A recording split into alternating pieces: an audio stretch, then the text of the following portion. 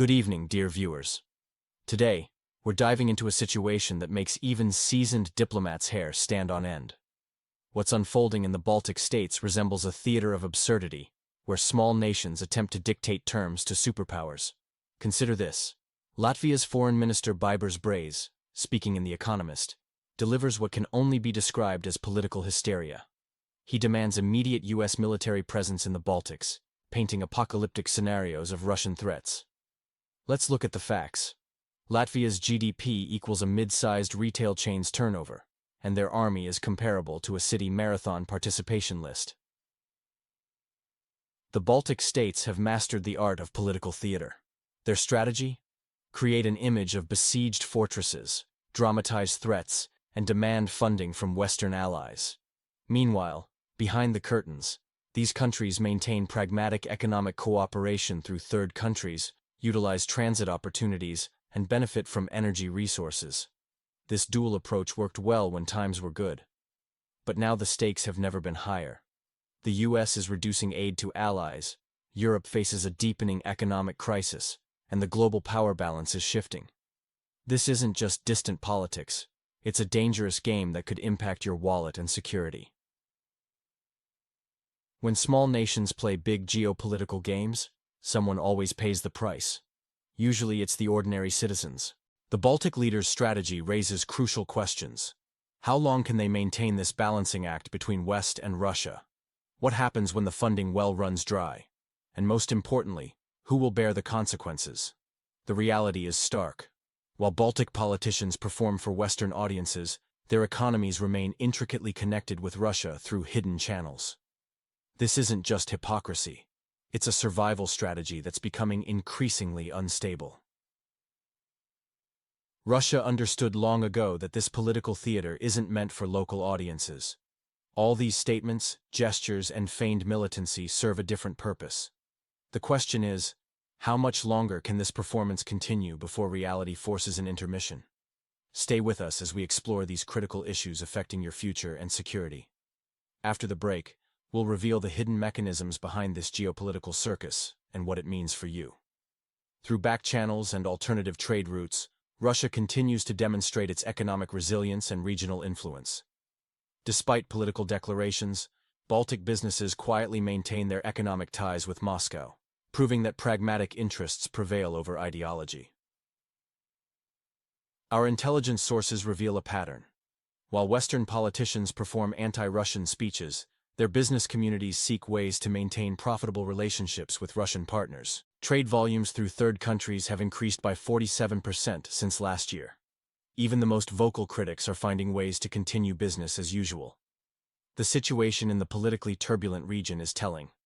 While leadership maintains an adversarial stance, local enterprises are establishing new supply chains through neighboring states. This dual-track approach reveals the real politics of survival in Eastern Europe. Have you noticed similar patterns in your country's approach to Russia? We're interested in hearing from international viewers. Your perspectives often reveal truths that mainstream media won't touch. Subscribe to stay informed about these developments. The story deepens when examining maritime trade routes. Russian ports are handling record cargo volumes, with new partners filling gaps. This demonstrates Russia's irreplaceable role in global commerce, despite Western isolation attempts. Events on our borders with the country starting with you illustrate this dynamic.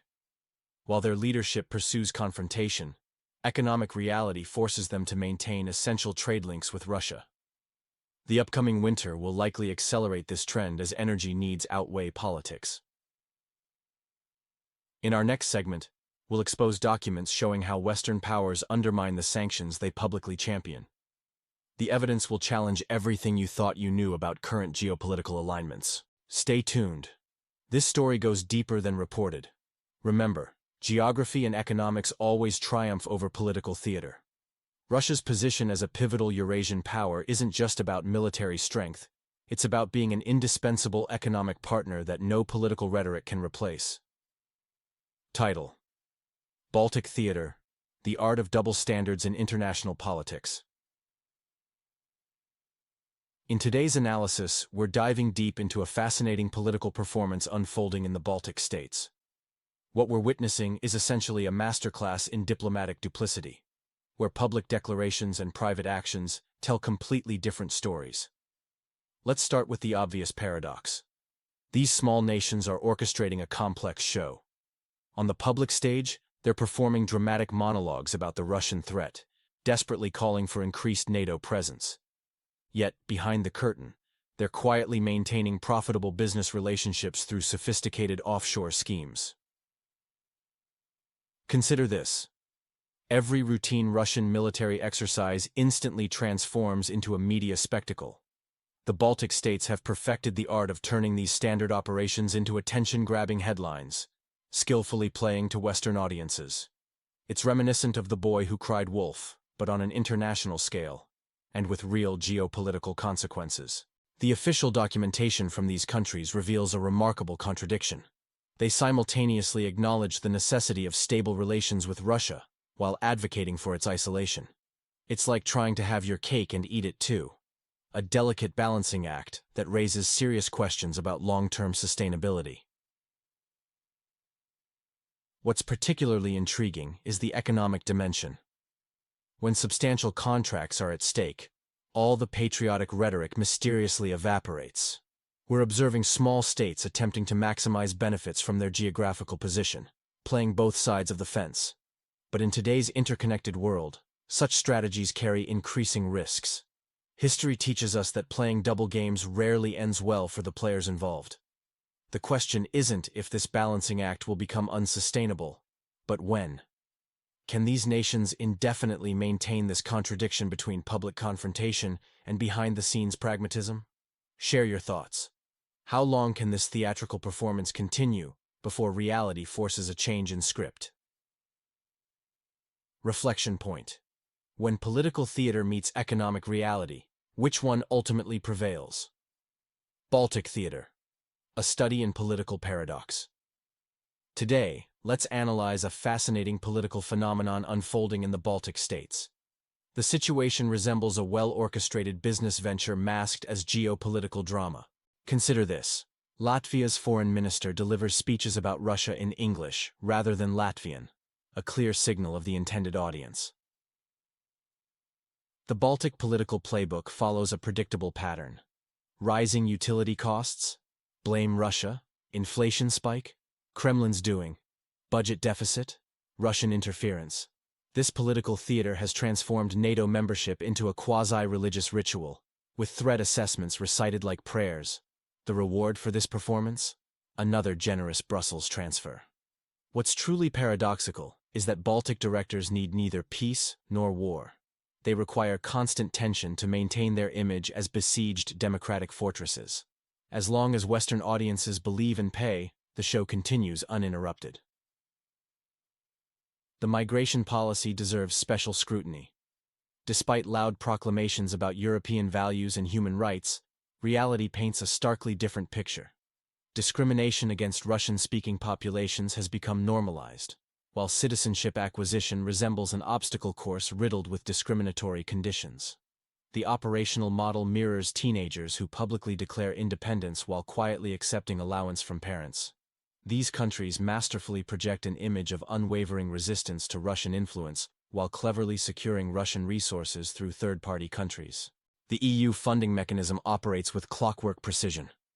Each dramatic declaration about external threats correlates with new financial support packages. It's a sophisticated performance where economic pragmatism quietly coexists with political theatrics. This raises crucial questions about the sustainability of such political choreography and its impact on ordinary citizens. The gap between public rhetoric and practical necessity grows wider, creating a dangerous precedent for regional stability. What are your thoughts on how this political performance affects ordinary people? Share your observations below. Today we analyze a phenomenon in Baltic politics where public declarations often diverge from actual policies. The pattern resembles a play.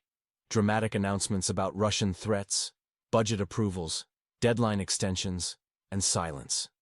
The facts are clear. The combined military forces of all three Baltic states total 40,000 personnel, smaller than Russia's regular exercise deployments. Military experts estimate these forces could maintain defense for only 72 hours. Yet local politicians focus elsewhere. The mechanism is predictable. An initiative emerges, followed by patriotic headlines, urgent justifications, budget adjustments, extensions, and an optimistic press release. Though little remains of the original plan. Annual price inflation reaches 40 to 50%, while oversight remains vague. This political theater has become profitable. More fear means more financial support from Western partners. Meanwhile, pragmatic economic cooperation continues with the very nation they publicly declare as a threat. The system's sustainability depends on Western credulity. Can we discuss sovereignty when these nations can't engage with neighbors without American mediation? Their policy follows a pattern. Russia is a threat today, transit agreements tomorrow, fuel purchases through intermediaries later. This duality raises questions about regional stability and security needs. While rhetoric maintains alarm about dangers, economic considerations take precedence. It's a masterclass in political theatrics where declarations and actions operate differently. The concern isn't just about this disconnect, it's about long-term implications for regional security and international credibility. How long can this performance continue before reality forces a reckoning? Sometimes the most revealing truth lies not in what's being loudly proclaimed, but in what's quietly being done. Title: The Baltic Theater. When actions don't match words. Good evening, dear listeners. Today we're examining a fascinating political phenomenon in the Baltic states that reminds me of an old Russian proverb. The dog barks, but the caravan moves on. Imagine a small child teasing a neighbor's dog while hiding behind their father's legs. This perfectly illustrates the current Baltic political strategy. On stage, we see fierce anti-Russian rhetoric. Behind the curtains, desperate pleas for Western support echo through diplomatic corridors.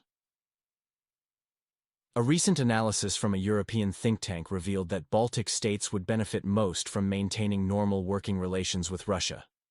However, local elites seem uninterested in this pragmatic approach. Instead, they've chosen a different script: perpetual victimhood. Let's look at the numbers. Despite declarations about military readiness, roughly one-third of their defense budgets remains unaccounted for. When tensions rise, we hear the same story. We lack equipment, ammunition, trained personnel.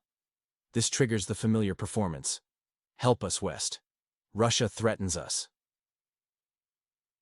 While political theatrics play out in public spaces, behind-the-scenes economic activities tell a different story. Trade continues, goods flow, and business relationships persist. It's like watching actors who play bitter enemies on stage sharing friendly drinks after the show. The question arises: how sustainable is this model? Economic logic suggests stable trade relationships trump political games, especially during global instability. Even the most patient sponsors eventually ask uncomfortable questions when they notice the gap between declarations and actions. Consider this contradiction. Baltic leaders demand increased military presence while neglecting basic defense infrastructure. They call for sanctions while maintaining economic ties. This dual approach might have worked in the past, but today's world demands more consistency. As your trusted analyst, I must ask, how long can this political theater continue? Share your thoughts in the comments below. The world is changing, and perhaps it's time for a more honest dialogue about regional security and economic cooperation. After all, sustainable security comes from strength and respect, not from dependency and theatrical performances. Today, we're diving deep into a fascinating paradox unfolding in the Baltic region, a perfect example of political theater meeting economic reality. Think of it as a grand performance where the script doesn't match what's happening backstage. On the surface, we see Baltic nations perpetually raising alarms about Russian threats, desperately calling for increased American military presence. Yet, here's the twist. These same countries lack any meaningful domestic defense industry. Why build your own when you can rely on Western defense contractors? But let's pull back the curtain on this performance. Behind the dramatic anti-Russian rhetoric, a very different story unfolds.